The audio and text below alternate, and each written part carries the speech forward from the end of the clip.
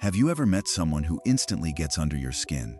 You don't even know them that well, but the moment they open their mouth, post something online, or walk into the room, you feel a strong wave of irritation, anger, judgment, envy, disgust, or even resentment rising inside you. It could be the coworker who constantly brags about their achievements. It could be the family member who seems overly emotional and dramatic about everything.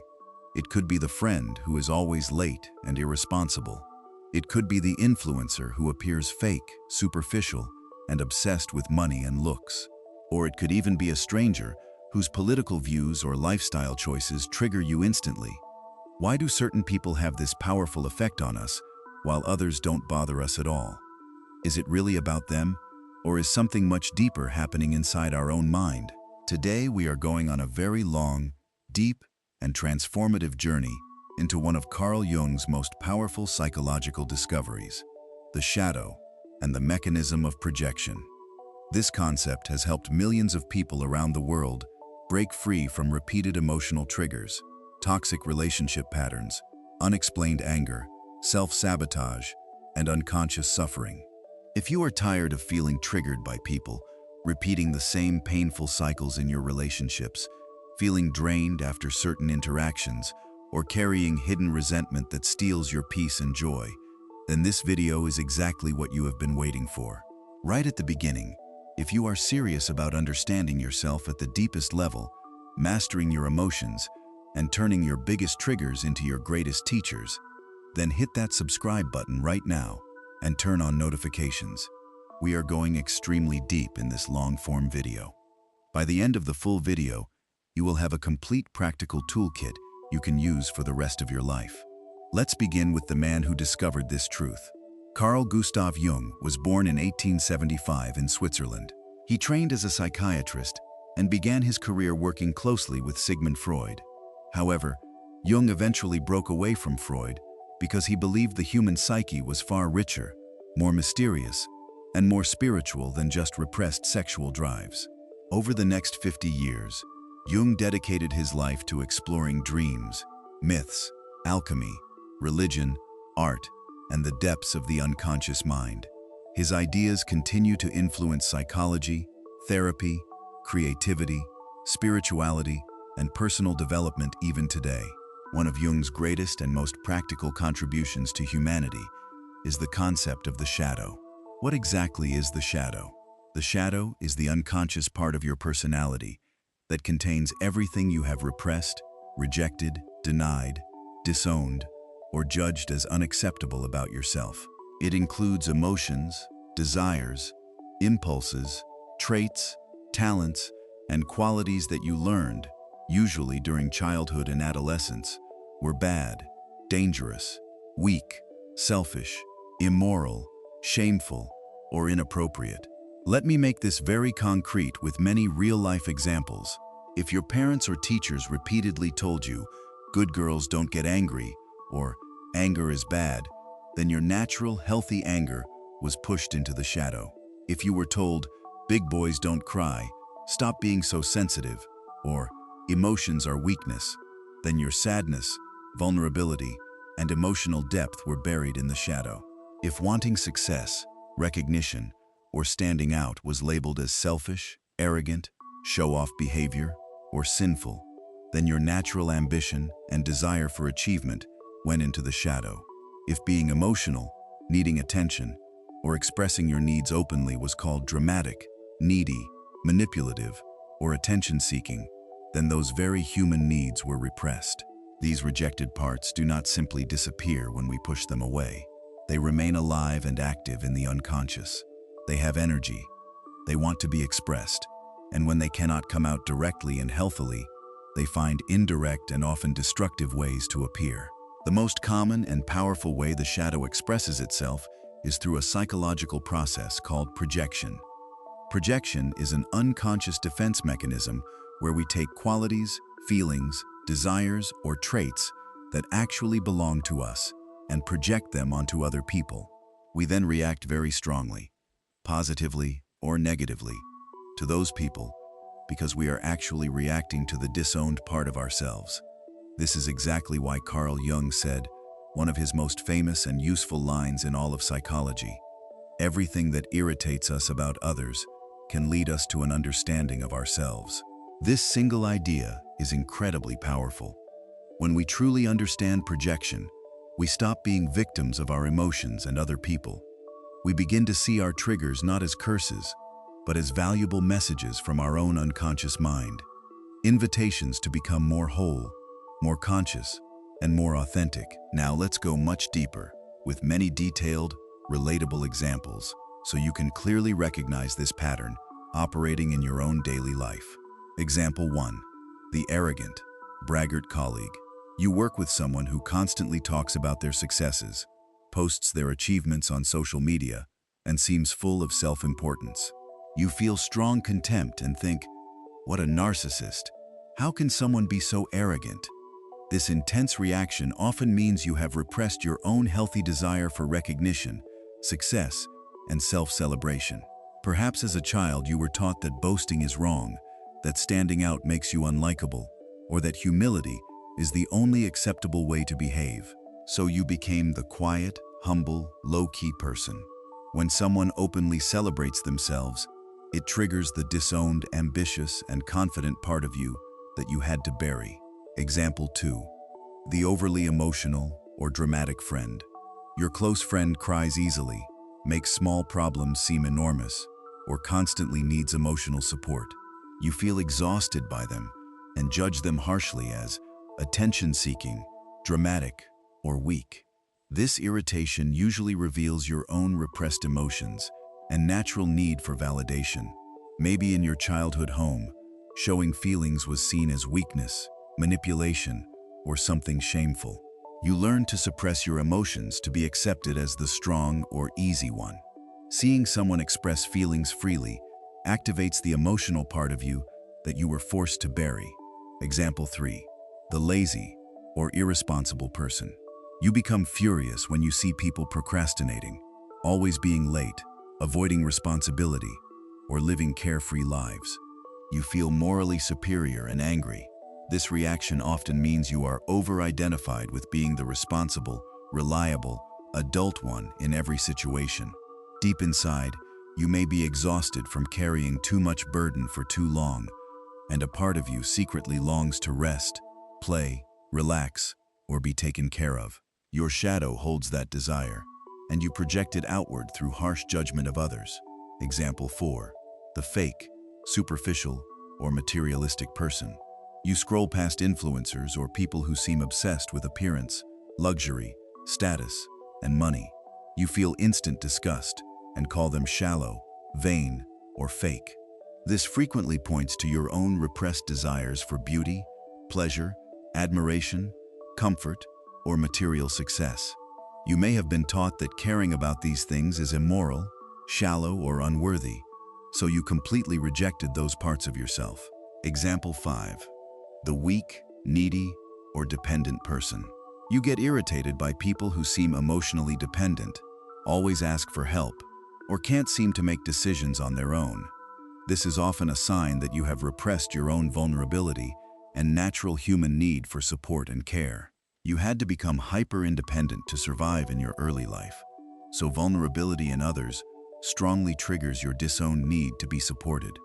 And these are just the beginning.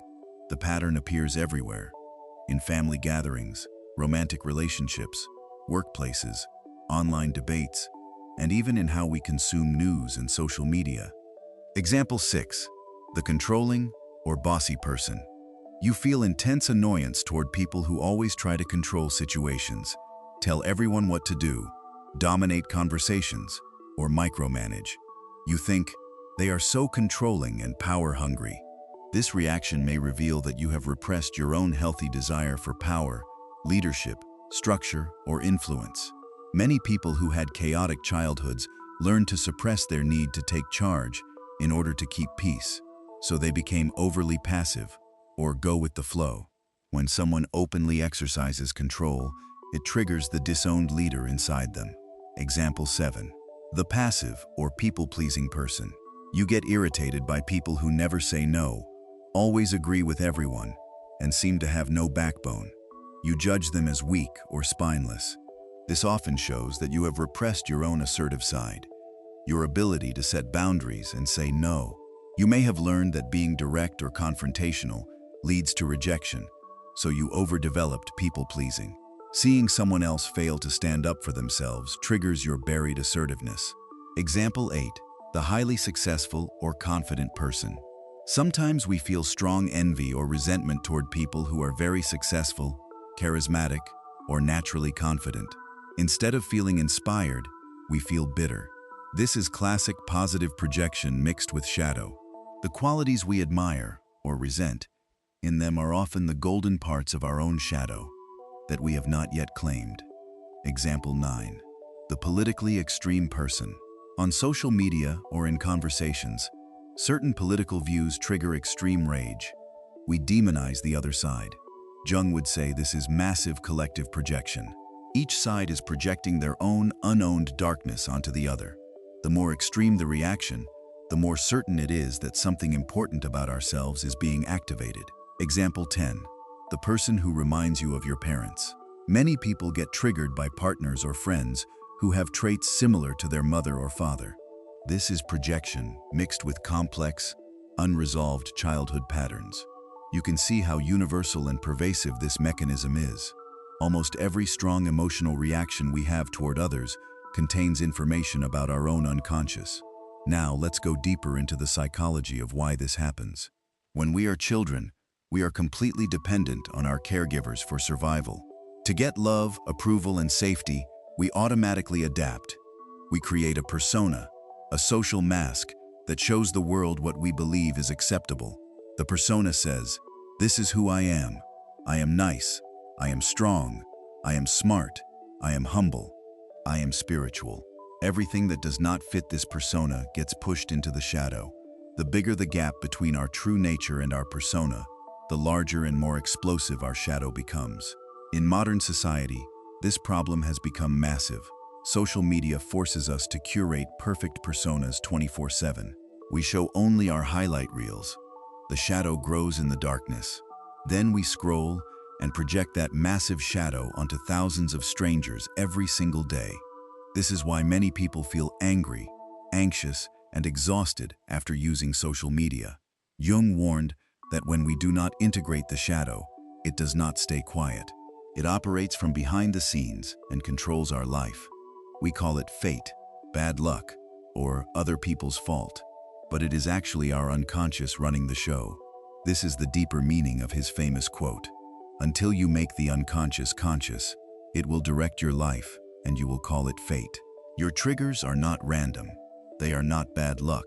They are precise messages from your unconscious trying to bring balance and wholeness.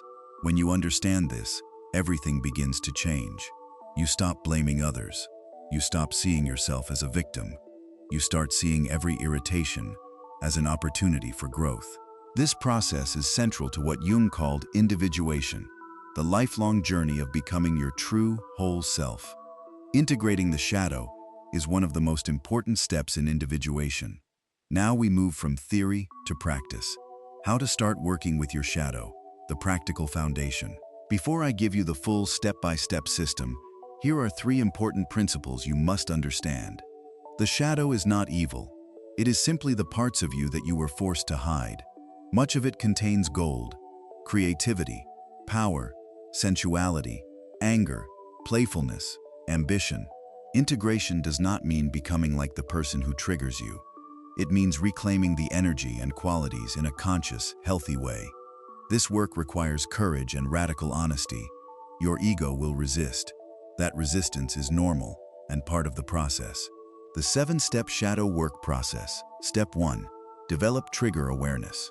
For the next 30 days, make it your practice to notice every strong emotional reaction you have toward another person.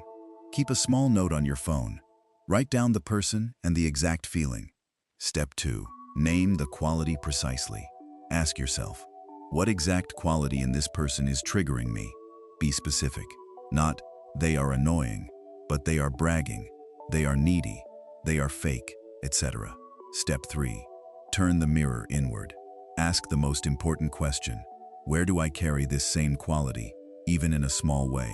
Write your honest answers without judgment. This is the most important and sometimes uncomfortable step. Ask yourself honestly, where do I carry this same quality, even in a small way? Examples. If someone's bragging triggers you, where do I want recognition but hold myself back? If someone's emotionality triggers you, where do I suppress my own feelings? If someone's laziness triggers you, where am I exhausted from over-responsibility and secretly want to rest? Write your answers without self-judgment. The goal is awareness, not self-attack. Step 4. Deep shadow journaling. This is one of the most powerful practices Jung himself recommended. Dedicate a notebook or digital document solely to shadow work. Every time you get triggered, write the following. What happened? Who triggered me? And how? What exact quality triggered me? How does this quality show up in me, even subtly? What childhood memory comes up when I think about this quality? What would it look like if I expressed a healthy version of this quality? Do this consistently for 30 to 60 days, and you will start seeing clear patterns. Your unconscious will reveal itself. Step 5. Conscious ownership and safe experimentation. This is where real integration happens. Instead of judging others for the quality, you begin to express a healthy, conscious version of it yourself. Practical experiments. If arrogance triggers you, practice healthy self-confidence. Share one win publicly this week. If emotionality triggers you, allow yourself to feel and express one emotion fully in a safe space, journal, trusted friend, or therapist. If laziness triggers you, schedule one guilt-free rest day and enjoy it without self-criticism. Start small and safe. The goal is to bring the energy back into your conscious personality. Step 6. Active imagination. Jung's powerful technique. This is one of Jung's most famous methods. Sit quietly, close your eyes, and imagine having a conversation with the person who triggers you, or even directly with your shadow as a figure. Ask questions like, what do you want from me? Why do you keep showing up in my life? What gift are you trying to bring me? Write down everything that comes up. Many people get profound breakthroughs with this single exercise. Step 7. Integration and compassion practice.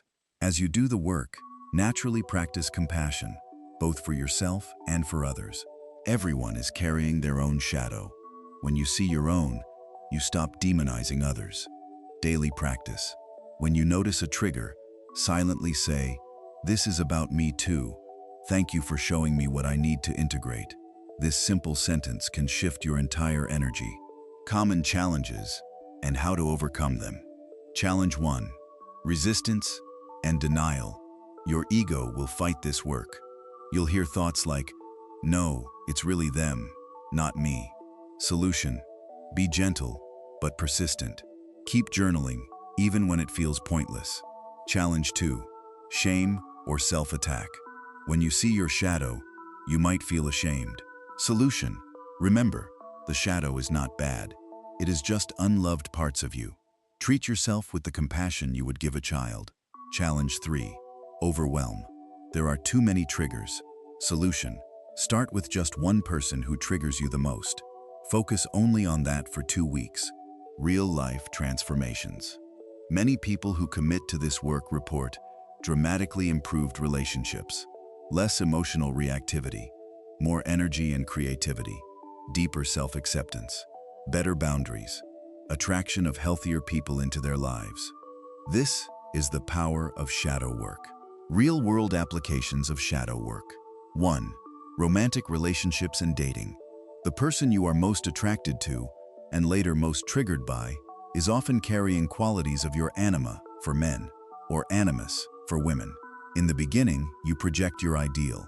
Later, you project your shadow. Understanding this prevents the common cycle of idealization, disappointment, conflict. Many couples who both do shadow work report deeper intimacy and fewer fights. 2. Family dynamics. Your parents, siblings, or in-laws often trigger the strongest reactions because childhood complexes are involved. Doing shadow work on family triggers is one of the most healing things you can do.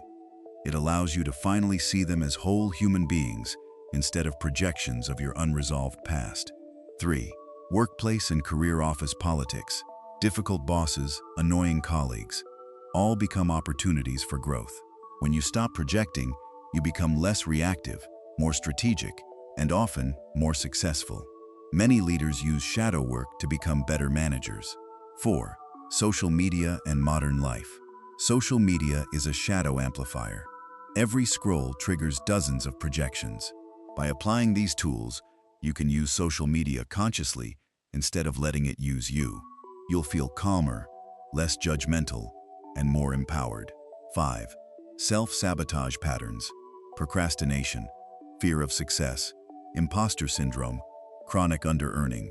Many of these are shadow issues. When you integrate the disowned parts, self-sabotage naturally decreases. Connecting shadow work to other Jungian concepts. Persona, the mask you wear. The bigger the persona, the bigger the shadow. Anima/animus, your inner feminine, masculine, often projected onto romantic partners. Individuation, the lifelong journey of becoming your true self.